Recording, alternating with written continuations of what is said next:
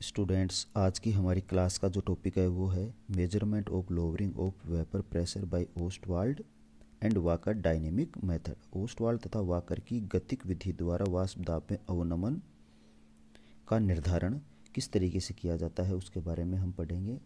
आपकी एक विधि और होती है मैनोमेट्री विधि, लेकिन वो इतनी यूज़फुल नहीं है, न उससे क्वेश्चन एग्ज़ाम के अंदर पूछे जाते हैं ज़्यादातर, तो हम उसको यहाँ पे डिस्कस नहीं करेंगे।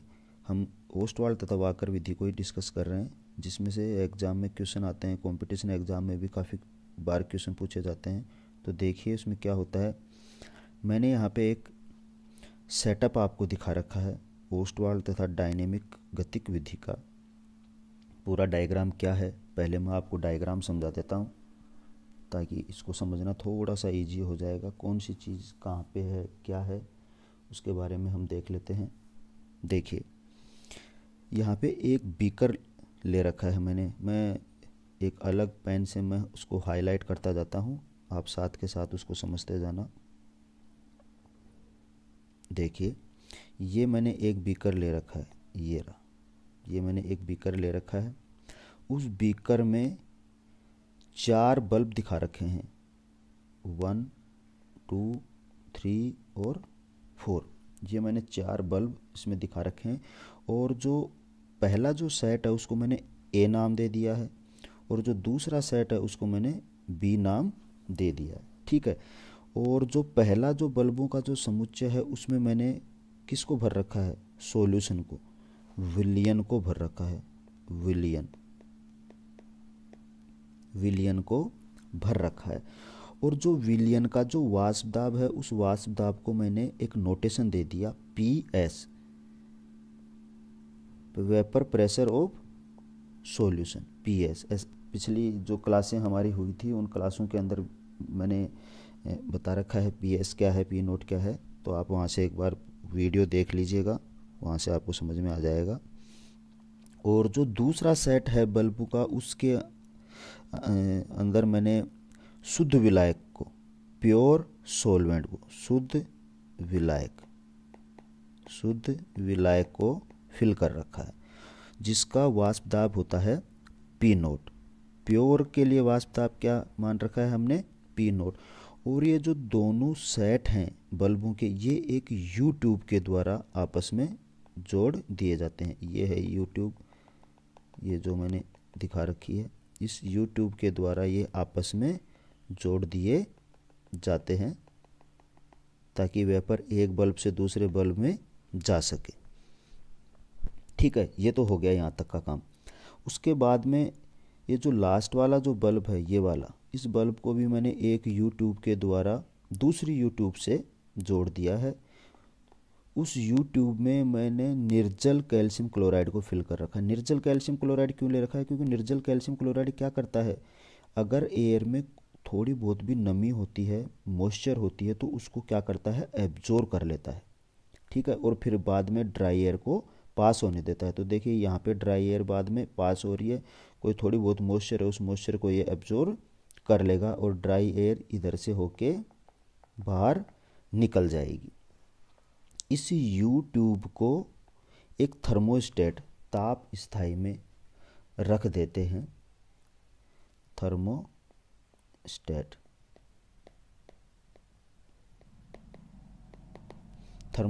में रख देते हैं ताकि टेम्परेचर में कोई परिवर्तन नहीं आए, ठीक है। ये तो हो गया डायग्राम के बारे में। अब देखो नीचे मैंने एक स्केच डायग्राम बना रखा है क्विक रिवीजन के लिए, याद रखने के लिए, कि सबसे पहले क्या होता है, ड्राई एयर आती है, सॉल्यूशन के साथ में इंटरेक्ट होती है जिसका वेपर प्रेशर PS होता है, बल्ब A में भरे जाता है, उसके बाद में बल्ब B में एंटर होती है जो एयर है वो, और प्योर सॉल्वेंट के साथ में इंटरेक्ट होती है। उसके बाद में जो एयर होती है वो एनहाइड्रस कैल्शियम क्लोराइड के साथ में रिएक्ट होती है, चौथा स्टेप, और उसके बाद में ड्राई एयर बाहर निकल जाती है, ये 5वां स्टेप। इस तरीके से हमें ये ध्यान में रखना है। तो देखिए ओवरऑल पूरे प्रोसेस में हो क्या रहा है, ये चीज़ें आपको समझ में आ गई।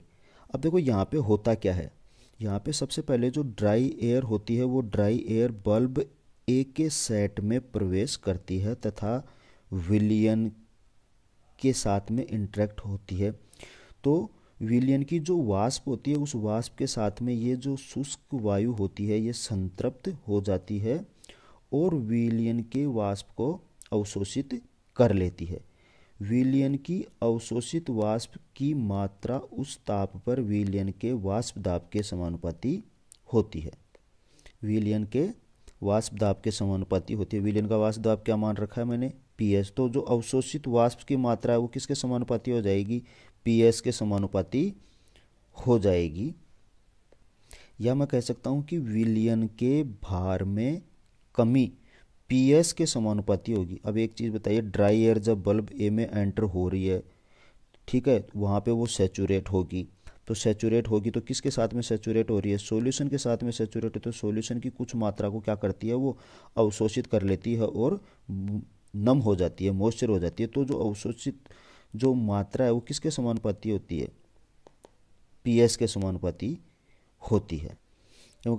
या मैं कहूँ कि ये जो विलयन के जो भार में जो कमी है ना वो इस वाष्प दाब के समानुपाती हो जाएगी, पीएस के समानुपाती हो जाएगी। अब विलयन में से जो वाष्प जो बाहर निकल रही है, ये देखिए यहाँ से बाहर निकल रही है, ये इधर से, ठीक है। और किसके साथ में रिएक्शन इंटरेक्ट हो रही है, प्योर सॉल्वेंट के साथ में इंटरेक्ट हो रही है। अब ये क्या करेगी, ये जो वाष्प है ना, ये वाष्प इस शुद्ध विलायक के साथ में भी अभिक्रिया करेगी, इंटरेक्ट होगी और उसकी वाष्प को भी क्या कर लेगी, अवशोषित कर लेगी, जिससे क्या होगा, शुद्ध विलायक के भार में भी कुछ मात्रा में कमी आ जाएगी। अब देखिए यहाँ पे जो भार में जो कमी आती है ना, वो भार में कमी किसके समानुपाती होती है, शुद्ध विलायक के वाष्प दाब पी नोट तथा विलयन का जो वाष्प दाब है पीएस, इन दोनों के अंतर के क्या होती है, समानुपाती होती है। क्योंकि यहाँ से भी तो कुछ मात्रा में विलायक विलयन जो है, विलयन की कुछ मात्रा को अवशोषित कर रखा है, फिर कुछ मात्रा शुद्ध विलायक की भी अवशोषित की गई है। तो जो भार में जो ओवरऑल कमी आती है वो कमी किसके समानुपाती होती है, P note minus P S के समानुपाती। तो अब देखिए इसको मैं इक्वेशन इसकी बनाता हूँ, किस तरीके से बनती है वो आप देखिए। बल्बों के सेट ए के भार में कमी किसके समानुपाती है, पीएस के समानुपाती है। इसको दे दिया मैंने इक्वेशन नंबर 1। अब देखिए बल्बों के सेट बी के भार में कमी, ये किसके समानुपाती होगी, P note minus P S के समानुपाती होगी। इसको मैंने इक्वेशन नंबर दे दिया 2, ठीक है। देखिए इस भार में जो पहले वाली जो कमी है ना, इसको मैं लिख लेता हूँ डेल्टा W1 और इसको लिख लेता हूँ मैं डेल्टा W2 समझने के लिए, ठीक है। अब आगे देखिए भार में कुल कमी, भार में कुल कमी, और ये भार में कमी किसके आ रही है, विलयन तथा विलायक के भार में कमी आ रही है। क्योंकि ड्राई एयर आ रही है तो कुछ जो मात्रा है विलयन की और विलायक की उसको वो शुष्क वायु अवशोषित कर लेती है, जिसके कारण से भार में कमी आती है। तो भार में जो कुल कमी है उसको देखिए delta W1 plus delta W2, भार में कुल कमी प्रोपोर्शनल होगी किसके, पीएस के plus P note minus PS, या मैं यूँ लिख सकता हूँ delta W1 plus delta W2 is proportional to, इसको आप सोल्व करेंगे तो क्या होगा, P S plus P note minus P S. देखिए पी एस से तो ये पी एस कट गया तो मेरे पास में क्या आ गया, delta W1 plus delta W2 is proportional to P not. इसको मैं इक्वेशन नंबर दे देता हूँ 3, ठीक है। अब देखिए फ्रॉम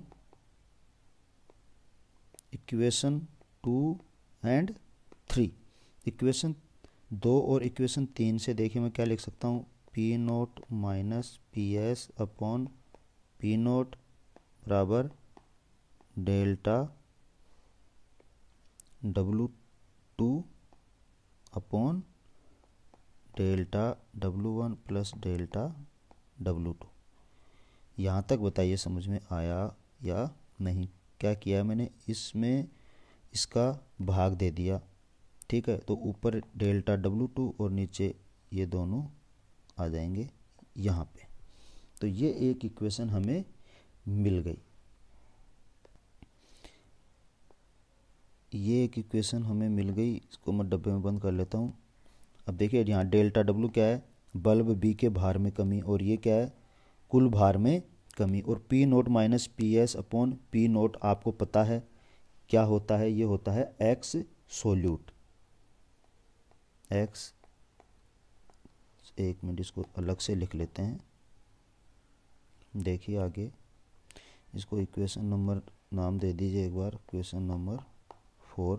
आगे देखिए हम जानते हैं कि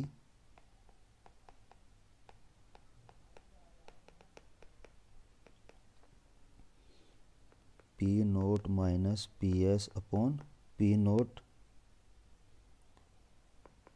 विले के मोल प्रभाज के बराबर होता है। अतः P note minus P S upon P nought बराबर एक्स विले। अतः इक्वेशन कौन सी थी अपनी, वो इक्वेशन 4। अतः इक्वेशन 4 से एक्स विले बराबर delta W2 upon delta W1 plus delta W2, delta W2, ठीक है। तो ये हमारे पास में आ गई एक इक्वेशन, इक्वेशन नंबर इसको दे दिया मैंने 5। अब देखिए क्या हो रहा है, देखो दोनों जो बल्बों के सेट हैं ए और बी, दोनों के जो भार में कमी हो रही है वो कमी किधर जा रही है, इधर जा रही है। वायु जो जा रही है ना वो किस तरफ जा रही है, इस तरफ जा रही है। और किसके साथ में इंटरेक्ट हो रही है, कैल्शियम क्लोराइड के साथ में इंटरेक्ट हो रही है। तो ये जो भार में यहाँ पे जो कमी आ गई थी किसके, ये विलयन के और शुद्ध विलायक के भार में कमी। तो ये जो भार में कमी आई, इस कमी को किसने, शुष्क वायु ने अवशोषित कर लिया था। अब ये वायु किसके साथ में इंटरेक्ट हो रही है, एनहाइड्रस कैल्शियम क्लोराइड के साथ में। तो इस सारी की सारी नमी को क्या है, ये एनहाइड्रस कैल्शियम क्लोराइड अवशोषित कर लेगा और इस एनहाइड्रस कैल्शियम क्लोराइड के भार में वृद्धि हो जाएगी। और ये जो भार में वृद्धि होगी ये किसके बराबर होगी, बल्बों ए तथा बल्बों बी के जो भार में कमी आई है ना उसके समानुपाती हो जाएगी। तो देखिए मैं कैसे लिख सकता हूं, निर्जल कैल्शियम क्लोराइड के भार में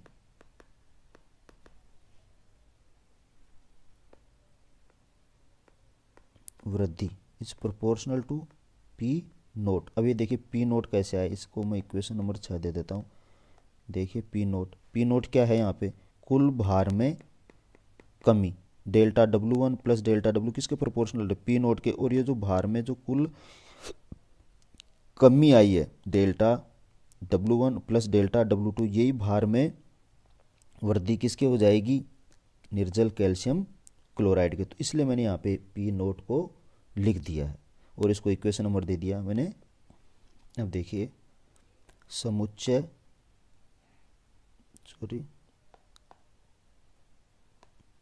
बल्बों के समुच्चय बी के भार में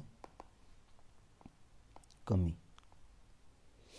क्या आ रही थी, P note minus P S.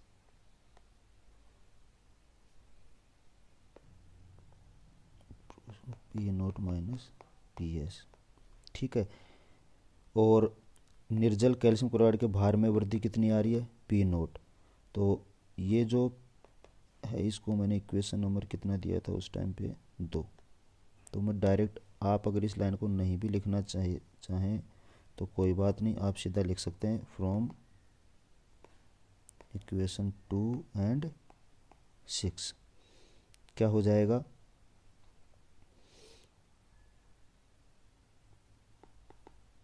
बल्बों के समुच्चय बी के भार में कमी बटे निर्जल कैल्शियम क्लोराइड के भार में वृद्धि।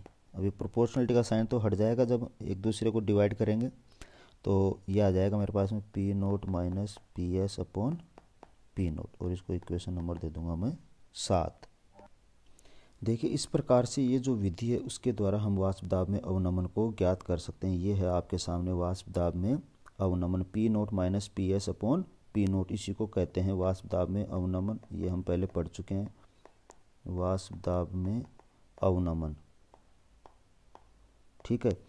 अब निर्जल कैल्शियम क्लोराइड के भार में कितनी वृद्धि हुई है, इस वृद्धि को हम आराम से मेजर कर सकते हैं कि पहले हमने कितना कैल्शियम क्लोराइड लिया था, बाद में उसके वेट में कितनी वृद्धि हुई, इसको दोनों के अंतर को निकाल लेंगे तो वो आ जाएगी। और बल्बों के समुच्चय बी के भार में कितनी कमी आई, कि बल्ब बी में जनरली हम जो पानी होता है सोलवेंट हमारा वो यूज़ करते हैं, उसके भार में कितनी कमी आई उसको हम मेजर कर सकते हैं कि स्टार्टिंग में हमने कितना सोलवेंट लिया था और बाद में हमारा सोलवेंट कितना रह गया, दोनों को वेट करके उसकी मात्रा हम आराम से निकाल सकते हैं। तो उससे हमारा आ जाएगा P note minus P S upon P note. तो ये एक बहुत ही सिंपल विधि है वाष्प दाब में सापेक्ष अवनमन ज्ञात करने की। देखिए एक नोट आपको यहाँ पे याद रखना है कि जो कार्बनिक पदार्थ होते हैं वो सामान्यतः क्या होते हैं, जल में अविलय होते हैं। तो इनके अणुभारों का निर्धारण अल्कोहलिक विलयनों से हम कर सकते हैं। ऐसी स्थिति में जो दोनों बल्ब हैं उनको अलग अलग मेजर कर लेते हैं, उनकी क्वांटिटी जो भी होती है उसको, और यहाँ पे जो कैल्शियम क्लोराइड हमने लिया है उस कैल्शियम क्लोराइड को यूट्यूब में लेने की आवश्यकता नहीं है जब हम कार्बनिक विलायक काम में लेते हैं। तो होप ये विधि आपको समझ में आई होगी। इसकी एक बार प्रैक्टिस करना, कुछ न्यूमेरिकल क्वेश्चन आपके बुक में दे रखे हैं, एक बार उनको सोल्व करने का प्रयास करना, फिर कुछ हम डिस्कस करेंगे। फिर भी एक न्यूमेरिकल मैं आपको आपकी बुक का यहाँ पे सोल्व करके बता देता हूँ। देखिए एक न्यूमेरिकल आपकी बुक में दे रखा है, 30 डिग्री सेंटीग्रेड टेम्परेचर पर 13 ग्राम पदार्थ के 100 ग्राम जल में बने विलयन का वाष्प दाब ये है 27.371 mm। ये वाष्प दाब दे रखा है 13 ग्राम पदार्थ के, इसका मतलब यहाँ पे विलय कितना है 13 ग्राम, और 100 ग्राम जल में, तो विलायक हमारा आ गया 100 ग्राम, विलयन बना लिया, उसका वाष्प दाब दे रखा है विलयन का 27.371। विलय का अणुभार ज्ञात करना है हमें, विलय का अणुभार ज्ञात करना है। इस ताप पर जल का वाष्प दाब दे रखा है। तो देखिए कोई भी जब न्यूमेरिकल एग्जाम में आता है तो सबसे पहली जो स्टेप होती है वो होती है गिवन, हमें क्या क्या चीज़ें दे रखी हैं। तो सबसे पहले तो उनको लिख लीजिए आप, टेम्परेचर 30 डिग्री सेंटीग्रेड, टेम्परेचर की हमें यहाँ पे ज़्यादा रिक्वायरमेंट नहीं है, केल्विन में आप इसको चेंज करना चाहो कर लो, लेकिन इस क्वेश्चन में टेम्परेचर कुछ काम नहीं आएगा। 13 ग्राम पदार्थ, इसका मतलब जो विलय की जो मात्रा है वो स्मॉल w, ये है 13 ग्राम। ये notation small w capital W पीछे की जो क्लासें हैं आप एक बार उनको देख लीजिए, वहाँ पे पता लग जाएगा आपको। तो विलय की जो मात्रा है उसको मैंने स्मॉल w से रखा है, वो है 13 ग्राम। 100 ग्राम जल, तो जो विलायक की जो मात्रा है उसको वो दे रखी है 100 ग्राम, उसको मैंने लिख लिया स्मॉल m, और वो दे रखी है 100 ग्राम। विलयन का वाष्प दाब दे रखा है PS सॉल्यूशन, ये दे रखा है 27.371 mm, और जल का वाष्प दाब तो पी नोट दे रखा है 28.06 mm।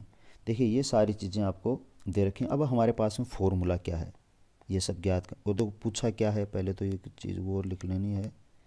ज्ञात क्या करना है हमें, विलेय का अणुभार ज्ञात करना है, मतलब कैपिटल W हमें ज्ञात करना है। तो यहाँ लिख लीजिए विलेय का अणुभार।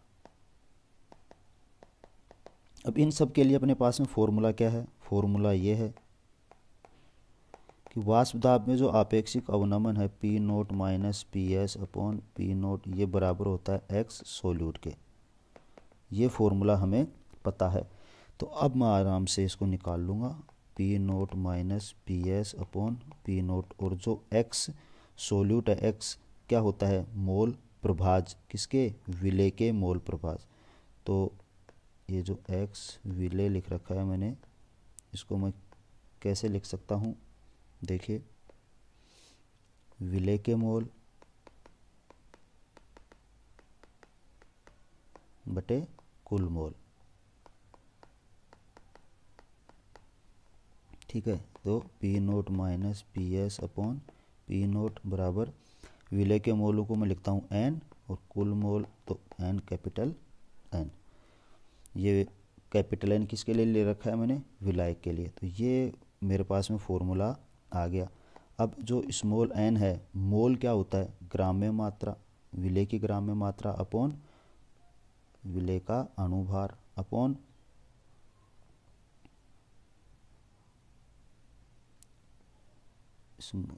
W capital W plus capital N क्या है, विलायक के लिए, तो विलायक की ग्राम्य मात्रा, विलायक की ग्राम्य मात्रा m अपॉन कैपिटल M, विलायक का अणुभार। अब देखिए यहाँ पे जो n की जो मात्रा है ना वो बहुत कम है, तो हम इसको क्या करते हैं, नेगलेक्ट मान लेते हैं, n is less than capital n। तो इसको जब हम नेगलेक्ट करेंगे तो ये इधर वाला जो टर्म है, ये वाला टर्म क्या हो जाएगा, एलिमिनेट हो जाएगा, और जो सिंपल इक्वेशन आ जाएगी हमारे पास में वो आ जाएगी small w upon capital W upon small m upon capital M।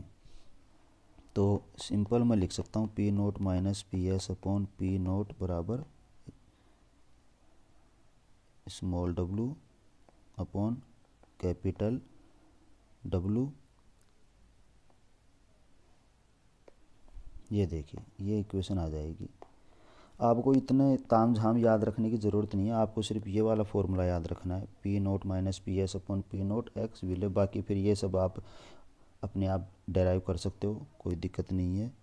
अब आगे देखिए मैं इसको सोल्व कर देता हूँ। तो ये देखिए 13 ग्राम विलेय की मात्रा रख दी, विलाय का अणुभार रख दिया, विलेय का अणुभार हमें ज्ञात करना है कैपिटल W, और ये जो हमारा विलायक है उसकी जो मात्रा है वो मात्रा मैंने यहाँ पे रख दी। अब इसको सोल्व करके हम यहाँ से W का मान आसानी से निकाल सकते हैं। तो जो W आएगा वो आएगा हमारा 94.61 ग्राम। तो इस तरीके से आप सोल्व कर सकते हैं। दूसरे टाइप के न्यूमेरिकल भी इसी तरीके से होंगे, तो एक बार उन्हें करने की कोशिश करना। ये तो खैर सिंपल था जिसमें ओस्टवाल्ड और वाकर विधि का ज़्यादा यूज नहीं था, लेकिन जो दूसरा वाला जो न्यूमेरिकल और मैं आपको बताऊंगा तो उसमें आप देखना कि किस तरीके से उसका यूज होता है ओस्टवाल्ड और वाकर विधि का। उस न्यूमेरिकल को हम नेक्स्ट वीडियो के अंदर देखेंगे, क्योंकि काफ़ी बड़ा हो गया है, अपलोड करने में दिक्कत आएगी।